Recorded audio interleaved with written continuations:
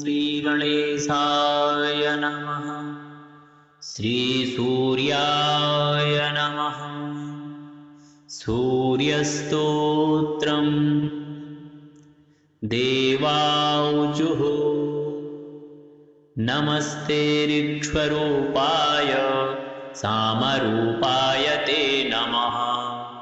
यजुःस्वरूपरूपाय साम्नान्धामवते नमः।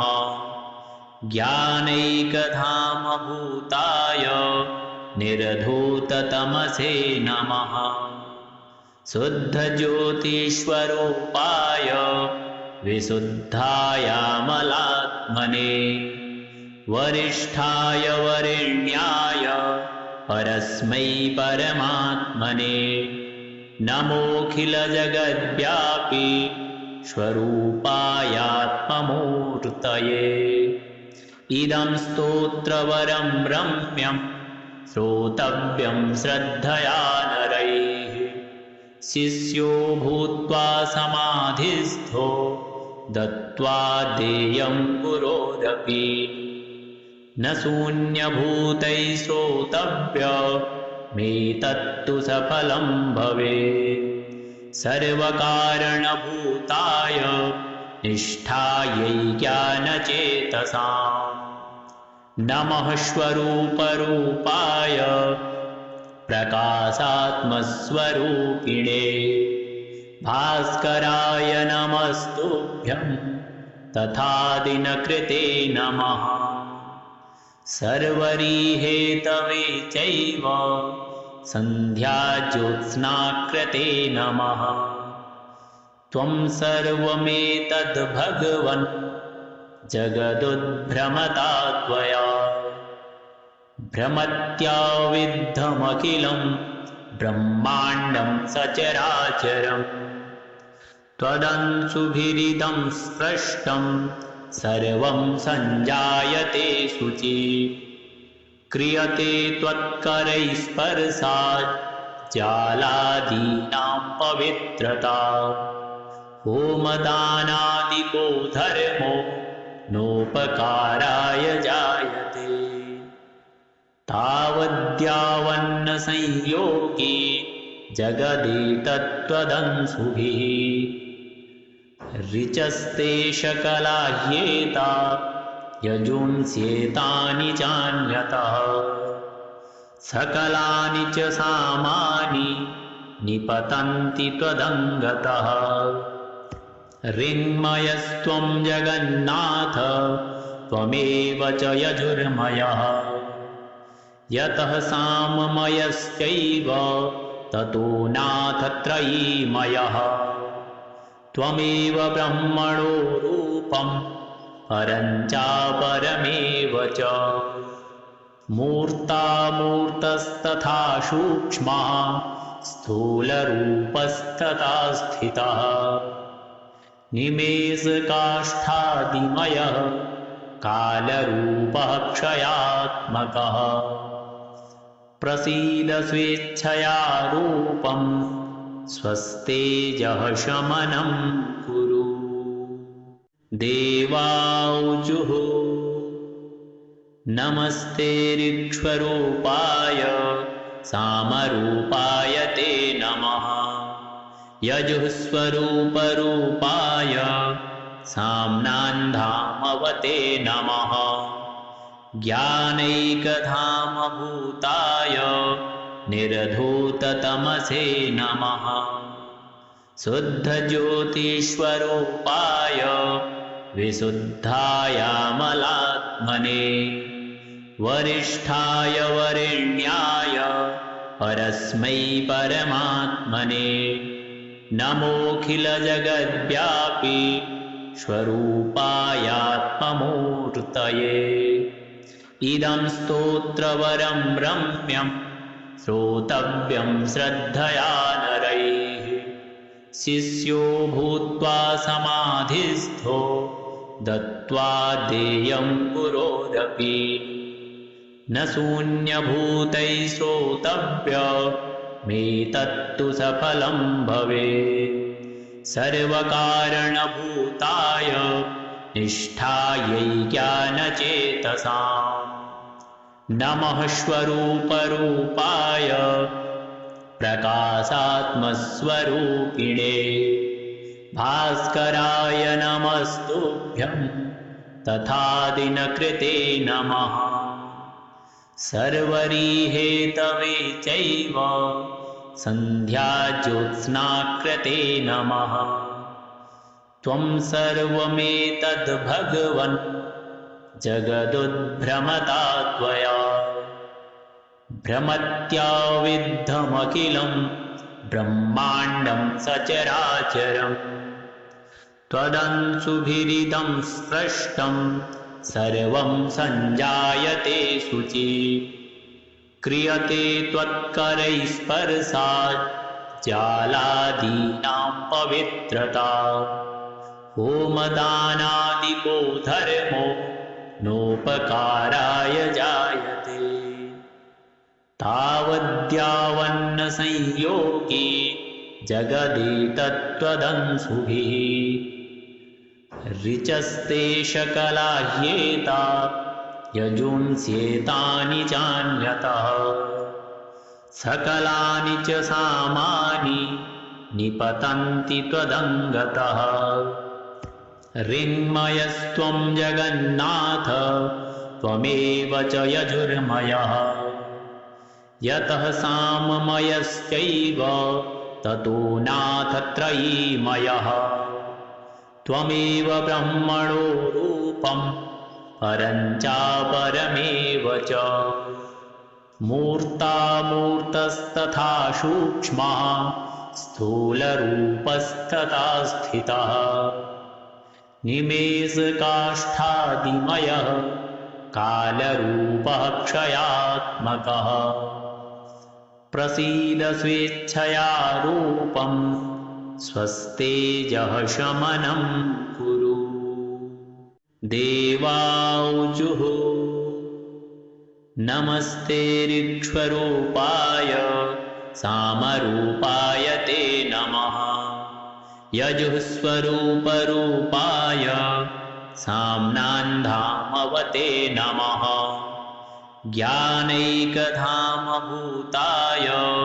निर्धूततमसे नमः शुद्धज्योतिष्वरूपाय विशुद्धायामलात्मने वरिष्ठाय वरेण्याय परस्मै परमात्मने नमोऽखिलजगद्व्यापी स्वरूपायात्ममूर्तये इदं स्तोत्रवरं रम्यं श्रोतव्यं श्रद्धया नरैः शिष्यो भूत्वा समाधिस्थो दत्त्वा देयं गुरोरपि न शून्यभूतैः श्रोतव्यमेतत्तु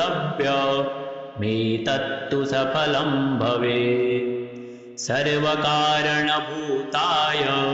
निष्ठायै ज्ञानचेतसाम् नमः स्वरूपरूपाय प्रकाशात्मस्वरूपिणे भास्कराय नमस्तुभ्यं तथादिनकृते नमः सर्वरीहेतवे चैव सन्ध्याज्योत्स्नाकृते नमः त्वं सर्वमेतद्भगवन्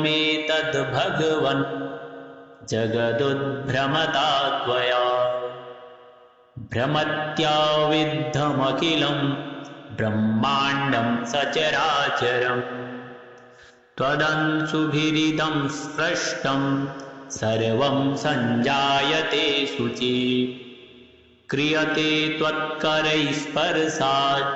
ज्वालादीनां पवित्रता होमदानादिको धर्मो नोपकाराय जायते तावद्यावन्नसंयोगी जगदेतत्त्वदंशुभिः ऋचस्ते शकलाह्येता यजुंस्येतानि चान्यतः सकलानि च सामानि निपतन्ति त्वदङ्गतः ऋन्मयस्त्वं जगन्नाथ त्वमेव च यजुर्मयः यतः साममयश्चैव ततो नाथ त्रयीमयः त्वमेव ब्रह्मणो रूपं परं चापरमेव च मूर्तामूर्तस्तथा सूक्ष्मः स्थूलरूपस्तथा स्थितः निमेषकाष्ठादिमयः कालरूपः क्षयात्मकः प्रसीद स्वेच्छया रूपं स्वस्तेजः शमनं कुरु। देवाऊचुः नमस्ते ऋक्ष्वरूपाय सामरूपाय ते नमः यजुःस्वरूपरूपाय साम्नान्धामवते नमः ज्ञानैकधामभूताय निर्धूततमसे नमः शुद्धज्योतिष्वरूपाय विशुद्धायामलात्मने वरिष्ठाय वरेण्याय परस्मै परमात्मने नमोऽखिलजगद्व्यापी स्वरूपायात्ममूर्तये इदं स्तोत्रवरं रम्यं श्रोतव्यं श्रद्धया नरैः शिष्यो भूत्वा समाधिस्थो दत्त्वा देयं गुरोरपि न शून्यभूतैः श्रोतव्यमेतत्तु सफलं भवेत् सर्वकारणभूताय निष्ठायै ज्ञानचेतसाम् नमः स्वरूपरूपाय प्रकाशात्मस्वरूपिणे भास्कराय नमस्तुभ्यं तथादिनकृते नमः सर्वरीहेतवे चैव सन्ध्याज्योत्स्नाकृते नमः त्वं सर्वमेतद्भगवन् जगदुद्भ्रमता त्वया भ्रमत्याविद्धमखिलं ब्रह्माण्डं सचराचरम् त्वदंशुभिरिदं स्पृष्टं सर्वं सञ्जायते शुचि क्रियते त्वत्करैः स्पर्शात् जालादीनां पवित्रता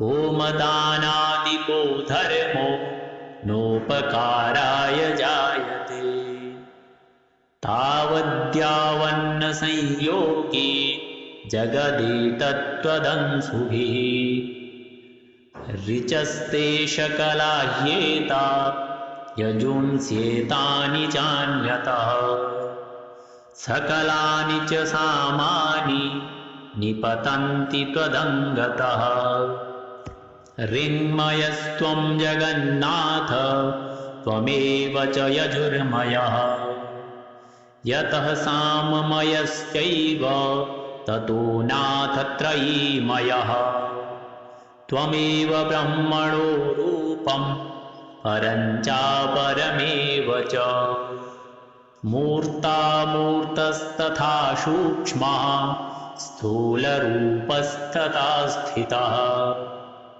निमेषकाष्ठादिमयः कालरूपः क्षयात्मकः प्रसीद स्वेच्छया रूपं स्वस्तेजः शमनं कुरु। देवाऊचुः नमस्ते ऋक्ष्वरूपाय सामरूपाय ते नमः यजुःस्वरूपरूपाय साम्नान्धामवते नमः ज्ञानैकधामभूताय निर्धूततमसे नमः शुद्धज्योतिष्वरूपाय विशुद्धायामलात्मने वरिष्ठाय वरेण्याय परस्मै परमात्मने नमोऽखिलजगद्व्यापी स्वरूपायात्ममूर्तये इदं स्तोत्रवरं रम्यं श्रोतव्यं श्रद्धया नरैः शिष्यो भूत्वा समाधिस्थो दत्त्वा देयं गुरोरपि न शून्यभूतैः श्रोतव्यमेतत्तु सफलं भवेत् सर्वकारणभूताय निष्ठायै ज्ञानचेतसाम् नमः स्वरूपरूपाय प्रकाशात्मस्वरूपिणे भास्कराय नमस्तुभ्यं तथादिनकृते नमः सर्वरीहेतवे चैव सन्ध्याज्योत्स्नाकृते नमः त्वं सर्वमेतद्भगवन् जगदुद्भ्रमता त्वया भ्रमत्याविद्धमखिलं ब्रह्माण्डं सचराचरम् त्वदंशुभिरिदं स्पृष्टं सर्वं सञ्जायते शुचि क्रियते त्वत्करैः स्पर्शात् जालादीनां पवित्रता होमदानादिको धर्मो नोपकाराय जायते तावद्यावन्न संयोगी जगदेतत्त्वदंशुभिः ऋचस्ते शकलाह्येता यजुंस्येतानि चान्यतः सकलानि च सामानि निपतन्ति त्वदङ्गतः ऋन्मयस्त्वं जगन्नाथ त्वमेव च यजुर्मयः यतः साममयश्चैव ततो नाथ त्रयीमयः त्वमेव ब्रह्मणो रूपं परं चापरमेव च मूर्तामूर्तस्तथा सूक्ष्मः स्थूलरूपस्तथा स्थितः निमेषकाष्ठादिमयः कालरूपः क्षयात्मकः प्रसीद स्वेच्छया रूपं स्वस्तेजः शमनं कुरु देवाऊचुः नमस्ते ऋक्ष्वरूपाय सामरूपाय ते नमः यजुःस्वरूपरूपाय साम्नान्धामवते नमः ज्ञानैकधामभूताय निर्धूततमसे नमः शुद्धज्योतिष्वरूपाय विशुद्धायामलात्मने वरिष्ठाय वरेण्याय परस्मै परमात्मने नमोऽखिलजगद्व्यापी स्वरूपायात्ममूर्तये इदं स्तोत्रवरं रम्यं श्रोतव्यं श्रद्धया नरैः शिष्यो भूत्वा समाधिस्थो दत्त्वा देयं गुरोरपि न शून्यभूतैः श्रोतव्यमेतत्तु सफलं भवेत् सर्वकारणभूताय निष्ठायै ज्ञानचेतसाम् नमः स्वरूपरूपाय प्रकाशात्मस्वरूपिणे भास्कराय नमस्तुभ्यं तथादिनकृते नमः सर्वरीहेतवे चैव सन्ध्याज्योत्स्नाकृते नमः त्वं सर्वमेतद्भगवन्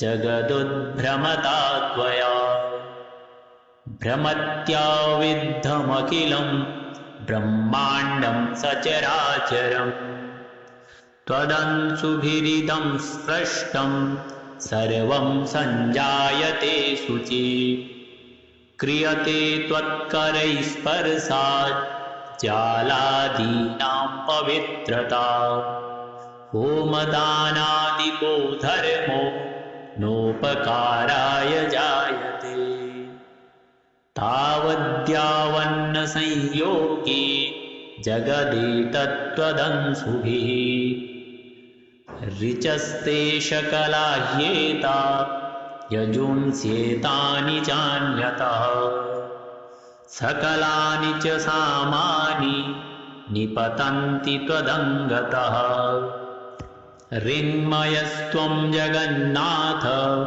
त्वमेव च यजुर्मयः यतः साममयश्चैव ततो नाथ त्रयीमयः त्वमेव ब्रह्मणो रूपं परं चापरमेव च मूर्तामूर्तस्तथा सूक्ष्मः स्थूलरूपस्तथा स्थितः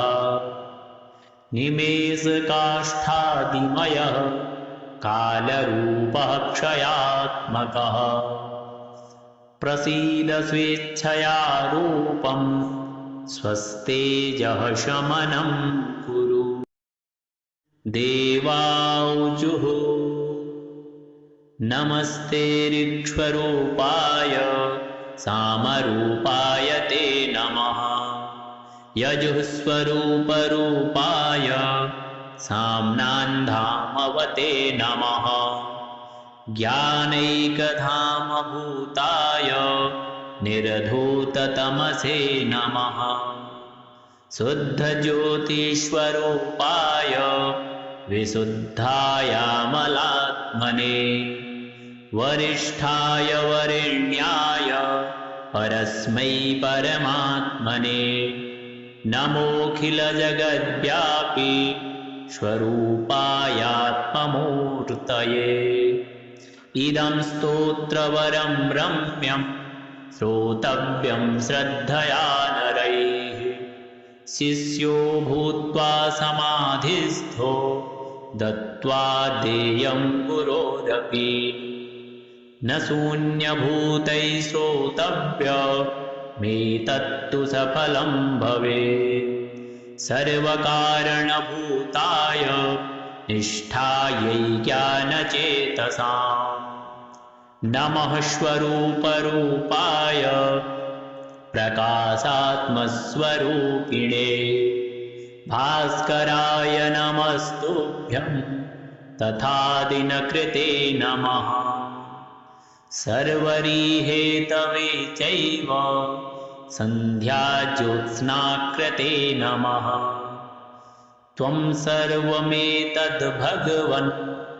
जगदुद्भ्रमता त्वया भ्रमत्याविद्धमखिलं ब्रह्माण्डं सचराचरम् त्वदंशुभिरिदं स्पृष्टं सर्वं सञ्जायते शुचि क्रियते त्वत्करैः स्पर्शात् ज्यालादीनां पवित्रता होमदानादिको धर्मो नोपकाराय जायते तावद्यावन्नसंयोगी जगदेतत्त्वदंशुभिः ऋचस्ते शकलाह्येता यजुंस्येतानि चान्यतः सकलानि च सामानि निपतन्ति त्वदङ्गतः ऋन्मयस्त्वं जगन्नाथ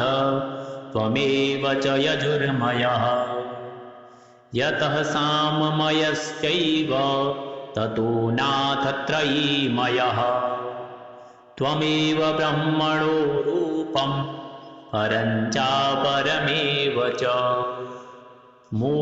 मूर्तामूर्तस्तथा सूक्ष्मः स्थूलरूपस्तथा स्थितः